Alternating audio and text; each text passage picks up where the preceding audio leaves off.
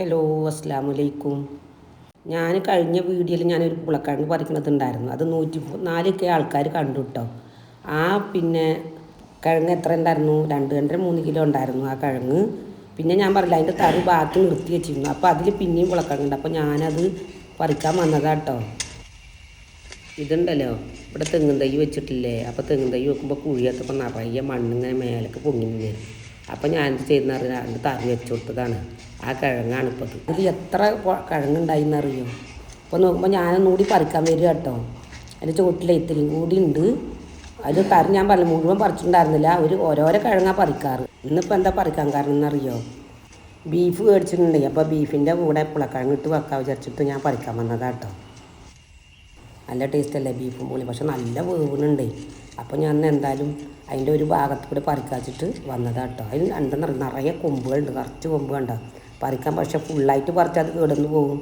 അപ്പോൾ ഓരോരോ സൈഡും മാത്രമേ പറിക്കണം. ആ ഭാഗം പറിച്ചിട്ടില്ല കേട്ടോ, ഈ പുറത്ത് മാത്രമേ പറിച്ചിട്ടുള്ളൂ. പിന്നെ മോൾക്ക് കൊടുത്തയച്ചിട്ടോ, ഞാൻ വീഡിയോ ഇട്ടിട്ടില്ല. മോൾക്ക് കുറച്ച് കൊടുത്തയച്ചു പുളക്കിഴങ്ങ് മോളെ വീട്ടിലേക്ക് പോകുമ്പോൾ. അപ്പോൾ അത് കിട്ടണില്ല. അപ്പോൾ ഞാൻ കൊമ്പൊക്കെ പൊട്ടിച്ചിട്ടാണ് എന്നിട്ടാണ് പറിക്കണത് കേട്ടോ. നിറയെ കൊമ്പുകളുള്ള കാരണേ കളക്കാൻ പറ്റണില്ലേ.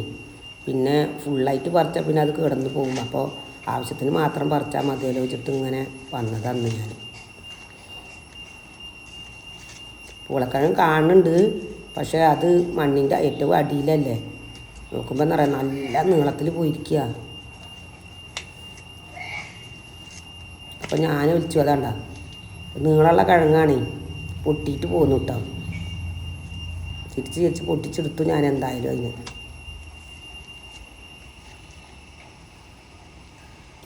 കണ്ടോ, ഇനി അതിൻ്റെ ബാക്കി കിടക്കുന്നുണ്ട് കേട്ടോ. നീളത്തിൽ പോയിരിക്കുക, വേര് പോലെ അങ്ങടെത്തിയിരിക്കണം. അപ്പോൾ അത് ഞാൻ ഒന്നുകൂടി പറിച്ചെടുക്കുക കേട്ടോ. ഇപ്പോൾ ഇങ്ങനെ വലിച്ചിട്ട് അത് കിട്ടി. കണ്ടോ, ഇത്രയും നീളമുണ്ട് പുളക്കിഴങ്ങ്. പിന്നെ എന്ത് ചെയ്യുന്നറിയാം, ഞാൻ ഇനി അത് അപ്പം തന്നെ മണ്ണിട്ട് മൂടുകയാണ്. കാരണം ഇനിയും കിഴങ്ങുകളുണ്ടായില്ല.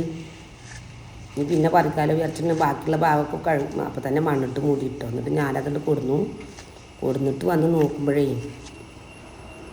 മഴ പെയ്ത കാരണം നിറയെ മണ്ണാണ് കയ്യിലും കൈക്കൂട്ടിലൊക്കെ. കണ്ട ഇത്രയും നീളമുള്ള പുളക്കിഴങ്ങാണ് കിട്ടിയിരിക്കുന്നത്.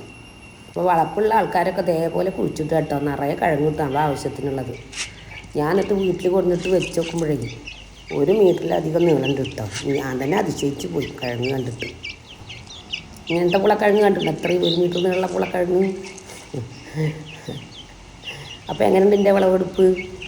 എല്ലാവർക്കും ഇഷ്ടപ്പെട്ടെന്ന് വിചാരിക്കും. ഇഷ്ടപ്പെട്ടാൽ ലൈക്ക് ചെയ്യുക, സബ്സ്ക്രൈബ് ചെയ്യുക, ഷെയർ ചെയ്യുക കേട്ടോ.